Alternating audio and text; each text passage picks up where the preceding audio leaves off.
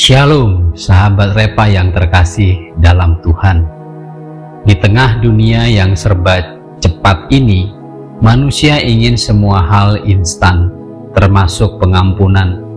Kita suka berkata, Tuhan tahu hati saya, tapi di waktu yang sama, kita menunda untuk memperbaiki yang rusak. Gereja modern penuh dengan doa minta ampun, tapi sedikit tindakan untuk ganti rugi. Ada orang yang curang di kantor, lalu aktif di pelayanan. Ada yang menghancurkan kepercayaan orang, tapi berlindung di balik kalimat, yang penting Tuhan sudah mengampuni. Hari ini, Tuhan mau mengingatkan kita melalui surat kecil bernama Filemon. Surat yang pendek, tapi berisi pesan yang sangat dalam. Kasih karunia memang menghapus dosa, tapi bukan tanggung jawabmu. Surat ini bukan tentang sistem besar, tapi tentang iman yang menyentuh kehidupan nyata.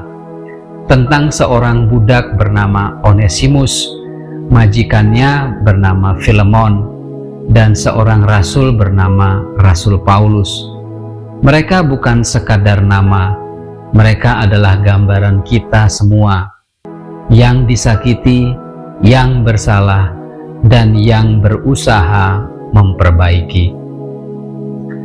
Rasul Paulus menulis surat ini saat dipenjara di kota Roma.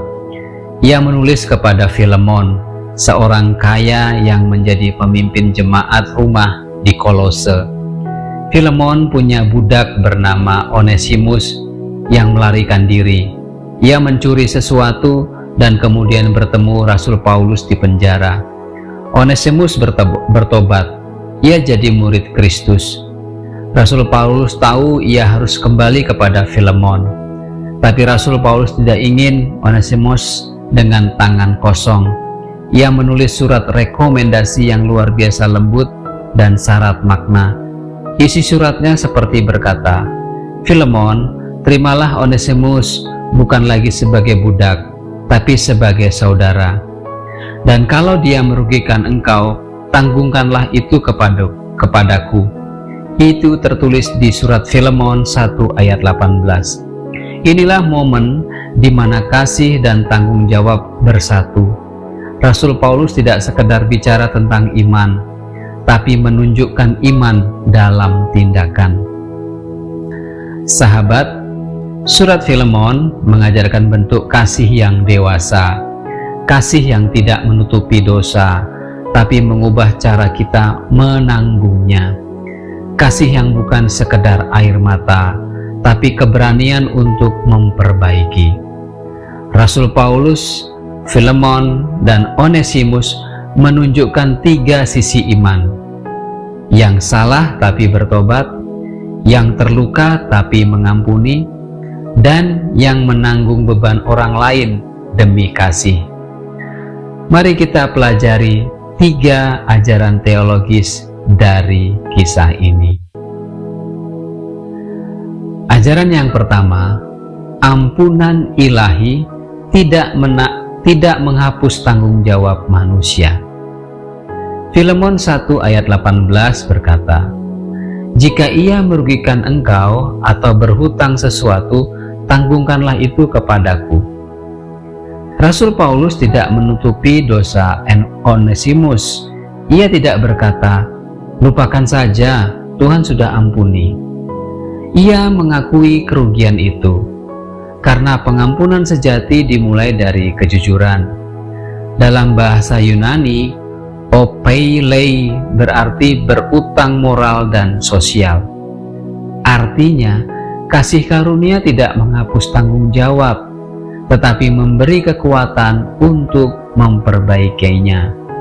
Mari kita hayati, Tuhan mengampuni, tapi Dia juga mengajar kita untuk bertanggung jawab. Kalau kita pernah menyakiti seseorang, jangan berhenti di kata maaf, tapi kembalikan kepercayaan yang hilang.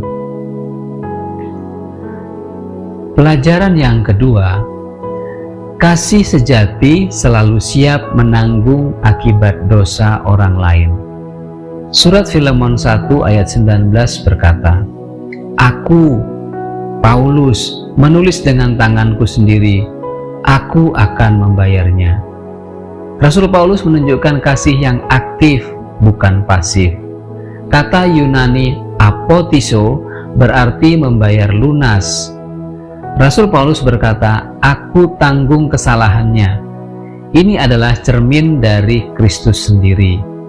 Yesus menanggung dosa kita, padahal Ia tidak bersalah. Rasul Paulus hanya meniru kasih itu, kasih yang berani menanggung. Di masa kini, kalau gereja mau seperti Kristus, gereja harus berhenti jadi pengamat luka orang lain.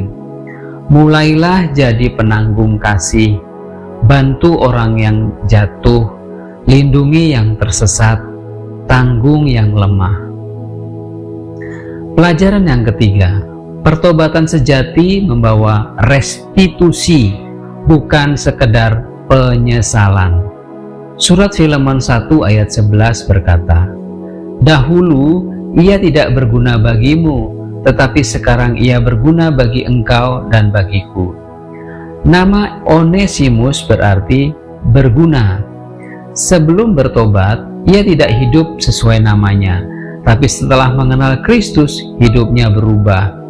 Pertobatan sejati membuat orang kembali ke tempat di mana ia salah dan memperbaikinya.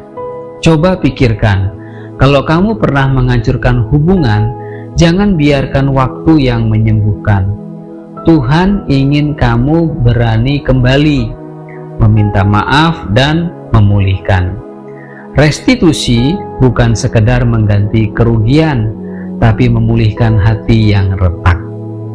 Sahabat, surat Filemon mengajarkan bahwa kasih karunia tidak hanya membebaskan kita dari dosa, tetapi juga mengubah kita menjadi pribadi yang mau menanggung dan memperbaiki. Dalam tradisi iman Mennonite, ketaatan kepada Kristus bukan teori, tetapi tindakan kasih yang nyata. Hans Deng, seorang tokoh Anabaptis, berkata, "Tidak seorang pun mengenal Kristus kecuali orang yang mengikutinya dalam hidupnya."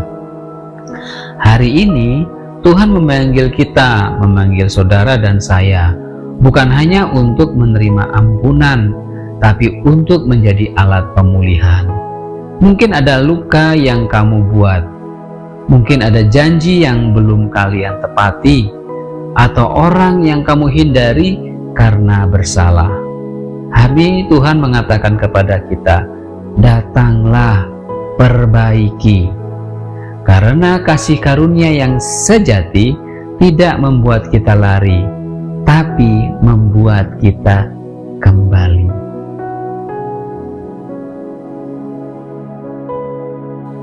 Mari kita berdoa.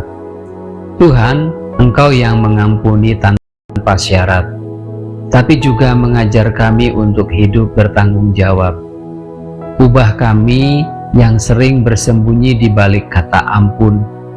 Jadikan kami pembawa pemulihan bagi sesama. Ajar kami seperti Rasul Paulus, berani menanggung, seperti Filemon, berani mengampuni, dan seperti Onesimus yang berani kembali, supaya dunia melihat Injil bukan hanya di kata-kata kami, tapi di tindakan kami setiap hari. Dalam nama Tuhan Yesus kami berdoa. Amin.